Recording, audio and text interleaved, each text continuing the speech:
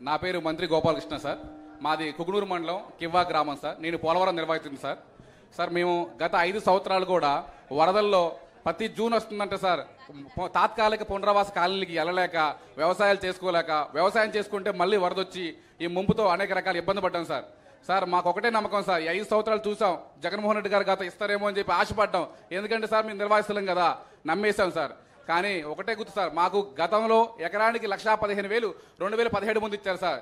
మీరు ప్రభుత్వంలో వచ్చిన తర్వాత 2017లో 1,15,000 10 రెట్లు పెంచి 10 లక్షల పరిహారం చేశారు సార్. అదొక్కటే మాకు నమ్మకం సార్. బాబు గారు వస్తారు, మాకు R&R ప్యాకేజ్ ఇస్తారు, అప్పుడే మా కష్టాలు తీరుతాయి అనుకున్నాం సార్. మేము ఊహించలేదు సార్. మీ ఊహించకుండానే వ్యక్తిగత ప్యాకేజీ 6,36,000 పడ్డాయి సార్. అదేవిధంగా మా కాలనీలు కూడా కేటాయించారు సార్. ఇంతే కాదు సార్, అనేక రకాలుగా మేము వరదల్లో ఇబ్బంది పడుతుంటే మా ఎమ్మెల్యే చిర్రి బాలరాజు గారు కేవలం సింగిల్ టీషర్ట్ వేసుకొని వారం రోజులు నిద్రాహారాలు మానేసి మాకు దగ్గరుండి అనేక రకాల కూరగాయలు కానీ నిత్యావసరాలు కానీ పంపిణీ చేశారు సార్. అది సార్ ఇదే విధంగా మా ప్రభుత్వం వచ్చిన తర్వాత మాకు నమ్మకం ఏర్పడింది సార్. మేము తెలంగాణ నుండి విలీనమయ్యాం సార్. ఎందుకు విలీనమయ్యాం అనుకున్నాం సార్, మీరు ఉన్నారు కాబట్టి ఒక ధైర్యంతో ఈరోజు మీ ముందుకు వచ్చి మాట్లాడి ధన్యవాదాలు చెప్పుకోవడానికి సంతోషిస్తున్నాను సార్.